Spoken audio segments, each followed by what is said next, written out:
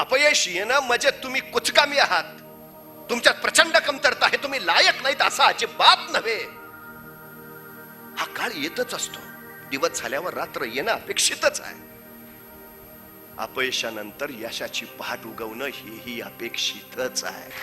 हताश कसले होता, निराश कसले होता? या जगात पेरलेलं कधीच वाया जात नाही, कधीच.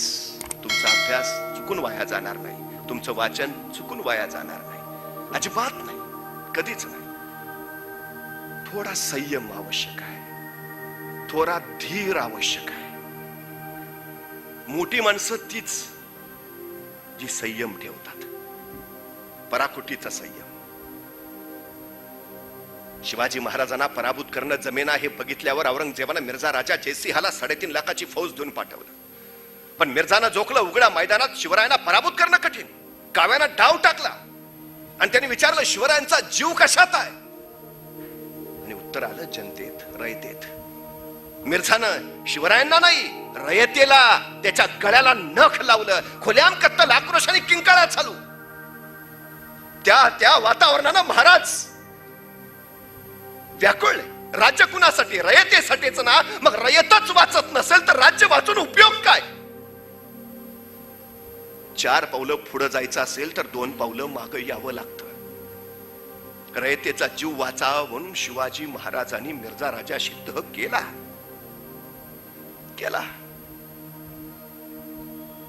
आणि मिर्झा राजाने पहिली अट टाकली, शिवाजी राजे पुरंदरासह 23 किल्ले आमच्या हवाली करा. आणि राजे म्हणाले, मिर्झा, पुरंदरासह 23 किल्ले तुमच्या हवाली केल्यावर आमच्या हाती उरतं काय? हो गे, छोटे मोठे 16 किल्ले, हा तह नव्हे मिर्झा. मिर्झा म्हणाला, शिवाजी राजे पुरंदरासह 23 किल्ले आमच्या हवाली करा. नाईलाज होता, अट मान्य झाली. मिर्झानं दुसरी अट टाकली, आपले पुत्र संभाजी आमच्याकडे ओलीस म्हणून राहतील. अनेक पिता व्याकुळा, नाही मिर्झा, हे राजकारण नव्हे. छद्मी हसत मिर्झा म्हणाला, शिवाजी राजे हे राजकारणच आहे. नाईलाज होता, स्वराज्यासाठी एका पित्याला आपला पुत्र डावावर लावावा लागला. आणि मिर्झानं तिसरी अट सांगितली, शिवाजी राजे आपल्याला मोगलांचं मनसबदार व्हावं लागेल. आणि संतापले राजा, मिर्झा, आम्ही तुम्हाला राणा प्रतापाचे वंशज समजत होतो, पण तुम्ही तर औरंग्याचे चाकर निघाला.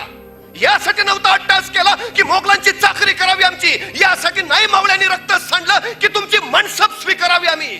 मिर्झा, हे कदापि होणे नाही. तसा मिर्झा म्हणाला, शिवाजी राजे तुमच्याकडे दुसरा पर्यायच नाही.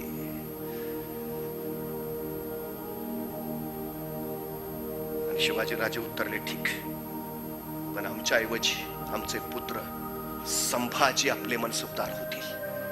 आणि मिर्झा म्हणाला, हुशार आहात, पण फक्त संभाजी राजेच नाही, आपण ही मोगली सल्तनतीचे मनसबदार व्हाल. आणि शिवरायांना व्हावं लागलं. रयतेचं लोककल्याणकारी स्वराज्य उभा पाहणाऱ्या राजाचं स्वप्न एका क्षणात भंगलं. मोगली सल्तनती पुढे आपल्या समशेरी ठेवणाऱ्या आणि सल्तनतीसाठीच आपला पराक्रम गाजवणाऱ्या त्या वृत्तीला छेद देऊन इथल्या रानावनात उगवलेल्या माणसांच्या सामर्थ्याची, क्षमतेची त्यांना जाणीव करून देऊन कष्टकरी कामकऱ्यांचं राज्य उभा करू पाहणाऱ्या शिवाजी राजांचं स्वप्न भंगलं.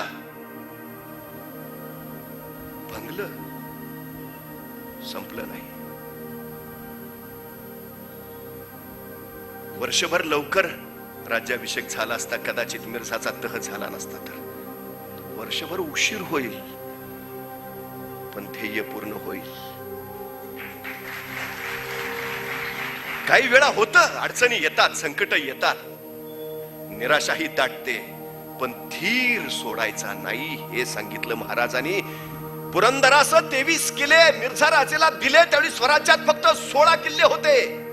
आणि अवघ्या 9 वर्षांनी शिवाजी महाराजांनी स्वतःला राज्याभिषेक करून घेतला, त्यावेळी स्वराज्यात 361 किल्ले होते.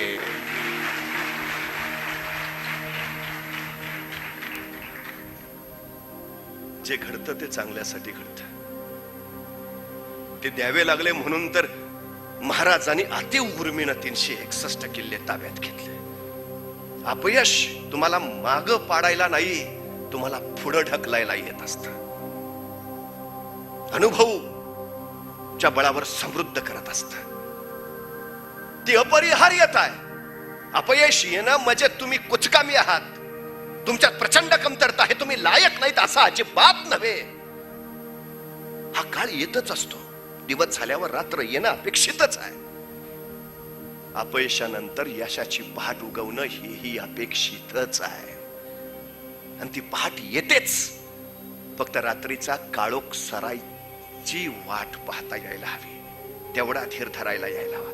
काय काय लोक माघार कधी घेतात माहितीये का? ध्येय अगदी 4 पावलावर असतं, तिथनच माघारी फिरतात. नंतर कळतो थोडंच राहिलं. सातत्य. 5 किलोमीटरची शर्यत जिंकणाऱ्या एका विजेत्याला विचारलं, तुझ्या यशाचं रहस्य काय? तो म्हटला, मी थांबलो नाही. अप्रतिम उत्तर आहे. का जिंकलो? मी थांबलो नाही.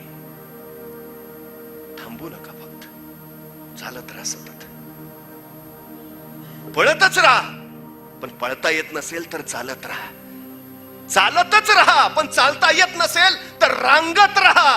रांगतच राहा. पण रांगता येत नसेल तर सरपटत जा. सरपटत न येत नसेल तर घसरत जा, लंगडत जा. जा पण चालत राहा. जोपर्यंत पोहोचत नाही तोपर्यंत पुढे जात राहा. काही अडचण नाही. तुम्ही कोण आहात याचा विचार करू नका.